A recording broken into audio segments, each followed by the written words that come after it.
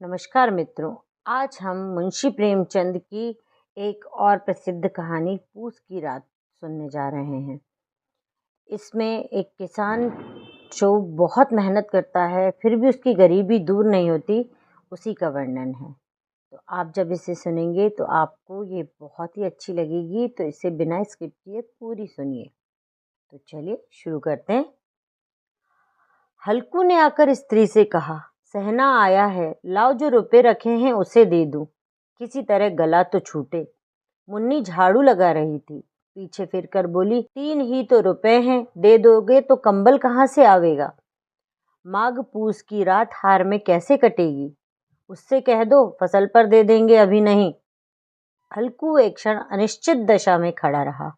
पूस सिर पर आ गया, गालियां देगा, बला से जाड़ों में मरेंगे, बला तो सिर से टल जाएगी। यह सोचता हुआ वह अपना भारी भरकम डील लिए हुए, जो उसके नाम को झूठ सिद्ध कर रहा था, स्त्री के समीप आ गया और खुशामद करके बोला, ला दे दे, गला तो छूटे, कंबल के लिए कोई दूसरा उपाय सोचूंगा। मुन्नी उसके पास से दूर हट गई और आंखें तरेरते हुई बोली, कर चुके दूसरा उपाय, जरा सुनू तो कौन सा उपाय करोगे। कोई खैरात में दे देगा कंबल, ना जाने कितनी बाकी है जो किसी तरह चुकने ही नहीं आती। मैं कहती हूँ तुम क्यों नहीं खेती छोड़ देते, मर मर काम करो, उपज हो तो बाकी दे दो। चलो छुट्टी हुई, बाकी चुकाने के लिए ही तो हमारा जन्म हुआ है, पेट के लिए मजूरी करो, ऐसी खेती से बाज आए, मैं रुपए ना दूंगी ना दूंगी। हल्कू उदास होकर बोला, तो क्या गाली खाऊं। मुन्नी ने तड़प कर कहा, गाली क्यों देगा, क्या उसका राज है। मगर यह कहने के साथ ही उसकी तनी हुई भौहें ढीली पड़ गईं। हल्कू के उस वाक्य में जो कठोर सत्य था, वह मानो एक भीषण जंतु की भांति उसे घूर रहा था। उसने जाकर आले पर से रुपए निकाले और लाकर हल्कू के हाथ पर रख दिए। फिर बोली, तुम छोड़ दो अब की से खेती, मजूरी में सुख से एक रोटी तो खाने को मिलेगी, किसी की धौंस तो न रहेगी। अच्छी खेती है, मजूरी करके लाओ, वह भी उसी में झोंक दो, उस पर धौंस। हल्कू ने रुपए लिए और इस तरह बाहर चला मानो अपना हृदय निकाल कर देने जा रहा हो। उसने मजूरी से एक एक पैसा काट कपट कर 3 रुपए कंबल के लिए जमा किए थे। वह आज निकले जा रहे थे। एक एक पग से उसका मस्तक अपनी दीनता के भार से दबा जा रहा था। पूस की अंधेरी रात, रात पर तारे भी ठिठुरते हुए मालूम होते हैं। हल्कू अपने खेत के किनारे ऊख के पत्तों की एक छतरी के नीचे बांस के खटोले पर अपनी पुरानी गाड़े की चादर ओढ़े पड़ा कांप रहा था। खाट के नीचे उसका संगी कुत्ता जबरा पेट में मुंह डाले सर्दी से कूं कूं कर रहा था। 2 में से एक को भी नींद न आती थी। हल्कू ने घुटनियों को गर्दन से चिपकाते हुए कहा, क्यों जबरा, जाड़ा लगता है। कहता तो था घर में पुआल पर लेटे रह, तो यहाँ क्या लेने आए थे, अब खाओ ठंड, मैं क्या करूं। जानते थे मैं यहाँ हलवा पूड़ी खाने आ रहा हूँ, दौड़े दौड़े आगे आगे चले आए, अब रो नानी के नाम को। जबरा ने पड़े पड़े दुम हिलाई और अपनी कूकू को दीर्घ बनाता हुआ एक बार जमाई लेकर चुप हो गया। अपनी श्वान बुद्धि से शायद ताड़ लिया, स्वामी को मेरी कूकू से नींद नहीं आ रही है। हल्कू ने हाथ निकालकर जबरा की ठंडी पीठ सहलाते हुए कहा, कल से मत आना मेरे साथ, नहीं तो ठंडे हो जाओगे। यह रांड पछुआ ना जाने कहाँ से बर्फ लिए आ रही है। उठूं फिर एक चिलम भरूं, किसी तरह रात तो कटे, 8 चिलम तो पी चुका। यह खेती का मजा है। और एक एक भगवान ऐसे पड़े हैं जिनके पास जाड़ा जाए तो गर्मी से घबरा कर भागे। मोटे मोटे गद्दे, लिहाफ, कंबल, मजाल है जाड़े की का गुजर हो जाए। तकदीर की खूबी, मजूरी हम करें, मजा दूसरे लूटें। हल्कू उठा, गड्ढे में से जरा सी आग निकालकर चिलम भरी। जबरा भी उठ बैठा। हल्कू ने चिलम पीते हुए कहा, पिएगा चिलम, जाड़ा तो क्या जाता है, जरा मन बदल जाता है। जबरा ने उसकी मुंह की ओर प्रेम से छलकती हुई आंखों से देखा। हल्कू, आज और जाड़ा खा ले, कल से मैं यहाँ पुआल बिछा दूंगा, उसी में घुसकर बैठना, तब जाड़ा ना लगेगा। जबरा ने अपने पंजे उसकी घुटनियों पर रख दिए और उसके मुंह के पास अपना मुंह ले गया। हल्कू को उसकी गर्म सांस लगी। चिलम पीकर हल्कू फिर लेटा और निश्चय करके लेटा कि चाहे कुछ हो अब की सो जाऊंगा। पर एक ही क्षण में उसके हृदय में कंपन होने लगा। कभी इस करवट लेटता, कभी उस करवट, पर जाड़ा किसी पिशाच की भांति उसकी छाती को दबाए हुए था। जब किसी तरह ना रहा गया तो उसने जबरा को धीरे से उठाया और उसके सिर को थपकाकर उसे अपनी गोद में सुला लिया। कुत्ते की देह से जाने कैसी दुर्गंध आ रही थी, पर वह उसे अपनी गोद में चिपटाए हुए ऐसे सुख का अनुभव कर रहा था जो इधर महीनों से उसे ना मिला था।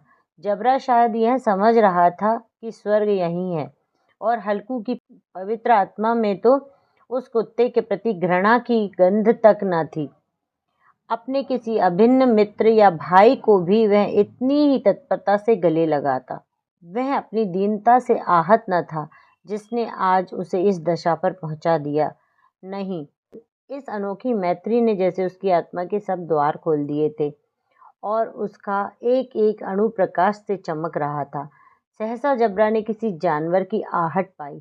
इस विशेष आत्मीयता ने उसमें एक नई स्फूर्ति पैदा कर दी थी जो हवा के ठंडे झोंकों को तुच्छ समझती थी। वह झपटकर उठा और छपरी से बाहर आकर भूंकने लगा। हल्कू ने उसे कई बार चुमकार कर बुलाया, पर वह उसके पास न आया। हार में चारों तरफ दौड़ दौड़ कर भूंकता रहा। एक क्षण के लिए आ भी जाता तो तुरंत ही फिर दौड़ता। कर्तव्य उसके हृदय में अरमान की भांति ही उछल रहा था। 1 घंटा और गुजर गया। रात ने शीत को हवा से धधकाना शुरू किया। हल्कू उठ बैठा और दोनों घुटनों को छाती से मिलाकर सिर को उसमें छिपा लिया। फिर भी ठंड कम न हुई। ऐसा जान पड़ता था सारा रक्त जम गया है, धमनियों में रक्त की जगह हिम बह रहा है। उसने झुककर आकाश की ओर देखा। अभी कितनी रात बाकी है। सप्तऋषि अभी आकाश में आधे भी नहीं चढ़े। ऊपर आ जाएंगे तब कहीं सवेरा होगा। अभी पहर से ऊपर रात है। हल्कू के खेत में कोई एक गोली के टप्पे पर आमों का एक बाग था। पतझड़ शुरू हो गई थी। बाग में पत्तियों का ढेर लगा हुआ था। हल्कू ने सोचा चलकर पत्तियां बटोरूं और उन्हें जलाकर खूब तापूं। रात को कोई मुझे पत्तियां बटोरते देख तो समझे कोई भूत है। कौन जाने कोई जानवर ही छिपा बैठा हो, मगर अब तो बैठे नहीं रहा जाता। उसने पास के अरहर के खेत में जाकर कई पौधे उखाड़ लिए और उनका एक झाड़ू बनाकर हाथ से सुलगता हुआ उपला लिए बगीचे की तरफ चला। जबरा ने उसे आते देखा तो पास आया और दुम हिलाने लगा। हल्कू ने कहा, तो नहीं रहा जाता जबरू, चलो बगीचे में पत्तियां बटोर कर तापें। टांठे हो जाएंगे तो फिर आकर सोएंगे। अभी तो बहुत रात है। जबरा ने कूं कूं करके अपनी सहमति प्रकट की और आगे आगे बगीचे की ओर चला। बगीचे में खूब अंधेरा छाया हुआ था और अंधकार में निर्दय पवन पत्तियों को कुचलता हुआ चला जा रहा था। वृक्षों से ओस की बूंदें टप टप नीचे टपक रही थी। एकाएक एक झोंका मेहंदी के फूलों की खुशबू लिए हुए आया। हल्कू ने कहा, कैसी अच्छी महक आई जबरू, तुम्हारी नाक में भी तो सुगंध आ रही है। जबरा को कहीं जमीन पर एक हड्डी पड़ी मिल गई। उसे चिंचोड़ रहा था। हल्कू ने आग जमीन पर रख दी और पत्तियां बटोरने लगा। जरा देर में पत्तियों का ढेर लग गया। हाथ ठिठुरे जाते थे, नंगे पांव गले जाते थे और वह पत्तियों का पहाड़ खड़ा कर रहा था। इसी अलाव से वह ठंड को जलाकर भस्म कर देगा। थोड़ी देर में अलाव जल उठा। उसकी लौ ऊपर वाले वृक्षों की पत्तियों को छू छू कर भागने लगी। उस अस्थिर प्रकाश में बगीचे के विशाल वृक्ष ऐसे मालूम होते थे मानो उस अथाह अंधकार को अपने सिरों पर संभाले हुए हों। अंधकार के उस अनंत सागर में यह प्रकाश एक नौका के समान हिलता मचलता हुआ सा जान पड़ता था। हल्कू अलाव के सामने बैठा आग ताप रहा था। एक क्षण में उसने दोहर उतारकर बगल में दबा ली, दोनों पांव फैला दिए मानो ठंड को ललकार रहा हो। तेरे जी में जो आए सो कर। ठंड की असीम शक्ति पर विजय पाकर वह विजय गर्व को हृदय में छिपा न सकता था। उसने जबरा से कहा, क्यों जब्बर, अब ठंड नहीं लग रही है? जब्बर ने कू कू करके मानो कहा, अब क्या ठंड लगती रहेगी, पहले से यह उपाय न सूझा? नहीं, इतनी ठंड क्यों खाते? जब्बर ने पूंछ हिलाई। अच्छा आओ, इस अलाव को कूद कर पार करें, देखें कौन निकल जाता है। अगर जल गए बच्चा तो मैं दवा न करूँगा। जब्बर ने उस अग्नि राशि की ओर कातर नेत्रों से देखा। मुन्नी से कल ना कह देना, नहीं तो लड़ाई करेगी। यह कहता हुआ वह उछला और उस अलाव के ऊपर से साफ निकल गया। पैरों में जरा लपट लगी, पर वह कोई बात न थी। जबरा आग के गिर्द घूमकर उसके पास आ खड़ा हुआ। हल्कू ने कहा, चलो चलो, इसकी सही नहीं, ऊपर से कूद कर आओ। वह फिर कूदा और अलाव के इस पार आ गया। पत्तियां जल चुकी थीं। बगीचे में फिर अंधेरा छा गया। राख के नीचे कुछ कुछ आग बाकी थी, जो हवा का झोंका आ जाने पर जरा जाग उठती थी, पर एक क्षण में फिर आंखें बंद कर लेती थीं। हल्कू ने फिर चादर ओढ़ ली और गर्म राख के पास बैठा हुआ एक गीत गुनगुनाने लगा। उसके बदन में गर्मी आ गई थी, पर ज्यों-ज्यों शीत बढ़ती जाती थी, उसे आलस से दबाए लेता था। जबरा जोर से भूंक कर खेत की ओर भागा। हल्कू को ऐसा मालूम हुआ कि जानवरों का एक झुंड खेत में आया है। शायद नीलगायों का झुंड था। उनके कूदने दौड़ने की आवाजें साफ कान में आ रही थीं। ऐसा मालूम हुआ कि खेत में चर रही हैं। उनके चबाने की आवाज़ चर चर सुनाई देने लगी। उसने दिल में कहा, नहीं, जबरा के होते कोई जानवर खेत में नहीं आ सकता। नोच ही डाले, मुझे भ्रम हो रहा है। कहाँ, अब तो कुछ सुनाई नहीं देता। मुझे भी कैसा धोखा हुआ। उसने जोर की आवाज़ लगाई, जबरा जबरा। जबरा भूंकता रहा, उसके पास न आया। फिर खेत के चरे जाने की आहट मिली। अब वह अपने को धोखा न दे सका। उसे अपनी जगह से हिलना जहर लग रहा था। कैसा दंदाया हुआ था।